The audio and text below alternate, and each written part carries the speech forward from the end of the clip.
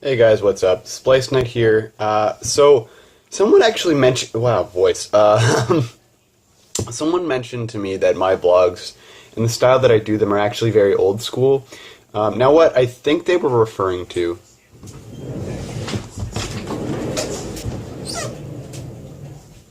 what I think they were referring to was the fact that I do a lot of the whole handheld kind of vlog to the camera kind of thing, like I'm kind of doing to you right now.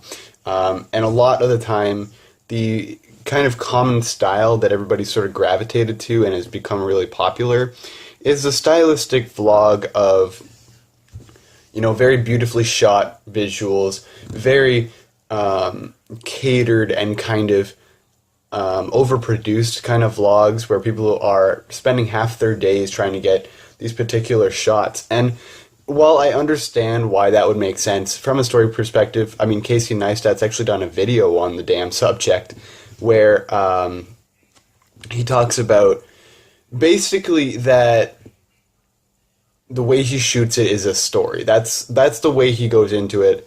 That's what he wants to do with it. And he started out that way. A lot of that has to do with the fact that he's actually got a film background himself. And he does film stuff outside of YouTube as well. As he had mentioned before, that it had become his hobby again as opposed to his day-to-day job as it had been at a point. So basically getting around to the main point of this particular part of the vlog is I just thought it was interesting that someone brought that up and said that I've got a very different appeal because it's not as, I guess, catered and very, like, I don't have the most typical sort of new age vlog style, and a lot of that has to do with the fact that, for one thing, I don't feel like holding a fucking big-ass camera up here. And the other thing, too, is I don't vlog a whole lot, and when I do come up with the inspiration or the idea to do it, I don't want to have this set up, make sure I've got the lighting perfect and crazy and all this, because, as weird as this might sound, the vlog isn't really for other people much as it is to kind of, display something that I'm interested in doing, whether it's, getting my thoughts out, or if it's, for example, just showing something that I can look back on. And that's actually something that Casey's mentioned before as well. Something he does with his son. Every time he goes on a trip, he would build a video for it. And that's kind of his nostalgia package, essentially, is what he was doing. Now, for me, it happens that I don't do it for that. I mean, I do, but I also do it for the whole getting more comfortable in front of a camera. But I do have a bit of an acting background in general as well. So I'm not as uncomfortable in front of the camera as some others would be starting out. I've got more of the cadence and the idea kind of down for what that needs to be, and also just generally having my main points kind of in my head and being able to kind of speak of them and be as concise as possible with a recognizable cadence and flow that doesn't disrupt the actual vlog itself. Now, that being said, and I know this probably sounds like, oh, I'm bragging, blah, blah, but it's more this idea of self-recognition, because a lot of people have mentioned that, and I see this all the fucking time, is part of being able to move forward, adjust, and change, and make yourself better, is self-recognition and self-awareness. So when you're aware of different things, whether it's your flaws, your benefits, the things that make you you, and the distinctions that make you different from another person, and why your interactions might not necessarily get along with someone as well as they would another. This has a lot to do with, in the way I do it, and I think of it, is deconstructing. I'm deconstructing myself, why I do certain things, why I've got an attitude for different things, and why I feel like I can't subscribe to certain ideologies and concepts because it doesn't fit within my own personal subjective narrative. And that's the other thing too, is for me, I have to be subjective because I'm under the awareness that objectively there is no real point to existence. So with that particular frame of reference and mindset, Basically, and that's a nihilist and absurdist and what's the other one? Existentialist interpretation of existence. Now, what they generally say about that, and you'll hear about this on Wisecrack as well and stuff like that, is the idea of Sisyphus being happy. The eternal struggle is actually what gives him purpose. If he didn't have that, he would be bored.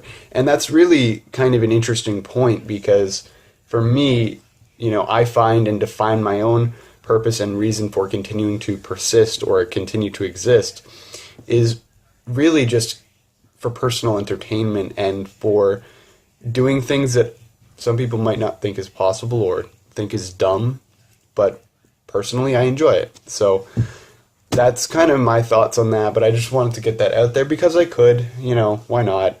This is what the vlog is for, is just sort of venting my opinions and thoughts and things, and getting all like 4 views for it, because I don't really care about the vlog really getting any like recognition or coverage, so I don't share it anywhere, just because it doesn't give me the kind of self gratification to be like, hey, here are my like more intimate and detailed thoughts, and you can hear them. The other thing too is you can hear my real name once in a while splattered throughout the vlogs, but I'm not going to tell you where or what they are, anything like that. But the reality being, guys, I'm just sort of spewing out my thoughts and ideas here, so I'm just gonna kill it. But thanks for watching. I guess I'll see you in a second. Or, fuck, this is already 7 minutes long, so I might even kill the video now. Anyway, I'll see you next time, I guess, or in a second. We'll see. That's the beauty. I don't even know until later. Look at that. We're back to the typical style. I've got my Friday video now not editing. I know how to English, Jesus. It's, my Friday video is rendering. It's actually about Rwby. If you guys are familiar, basically, or I guess not familiar, God, my English today.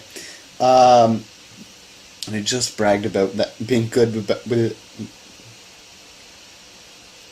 I feel like I'm just not all there today. Anyway.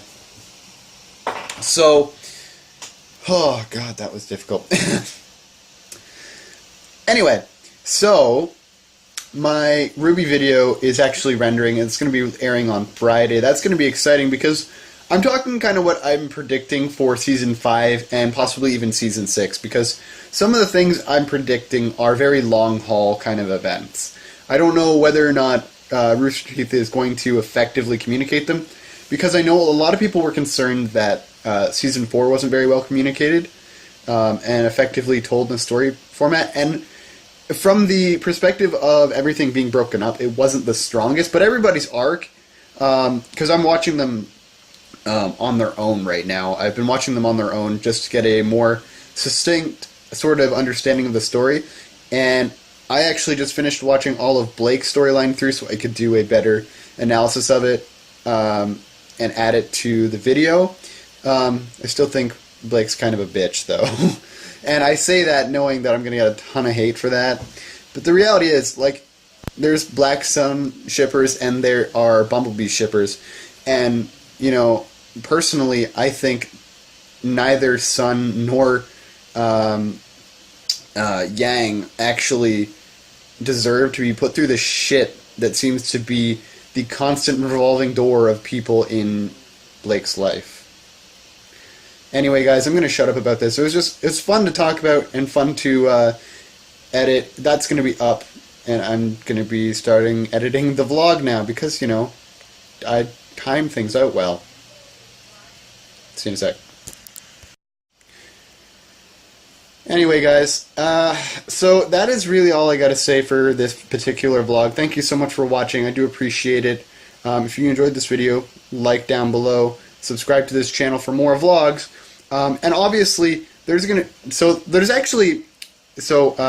the things I do have to mention before I go, I've been kind of slacking on the AMV videos lately. And part of that is due to the fact that I have a lot of shit going on. And I know I keep saying that and I keep blaming that, and it's not necessarily the best thing for me to sort of fall back on and say that all the time. Because I do have to get videos out, but I also have to, deal with things in real life. But at the same time, I shouldn't, have committed to this schedule without being able to actually effectively work around it. So that's actually why I've already got the Friday video done. I'm going to have this one done relatively quickly because it's a vlog. No offense, I don't put as much work into them because they're relatively quick and it's just me talking to the camera. But the TVMV will be, it might even be a Rwby one, just following the theme, just because I can. But I will be doing one to the Rwby song for the Season 2 intro. I'm trying to remember what it is. But anyway, so it really suits Arrow. I'm going to do that either this week or next week. We'll see what happens. But I might even do an AMV for Rwby this week, just because it kind of cohesively fits with the theme of the Reflections video this Friday. With that said, guys, thank you so much for watching. I'm going to head out now and get down to editing this, and from there, I guess, that's just sort of, I got a plan for the I'm doing 2 shoot things this weekend as well, on top of the fact that it's Pride, so it's going to be a busy weekend. I'll try and vlog some of it, but we'll really, it might be sparse. Just a heads up. Yeah, next vlog might be really sparse. Sorry. Okay. Thanks for watching, guys, and Splice Nate out.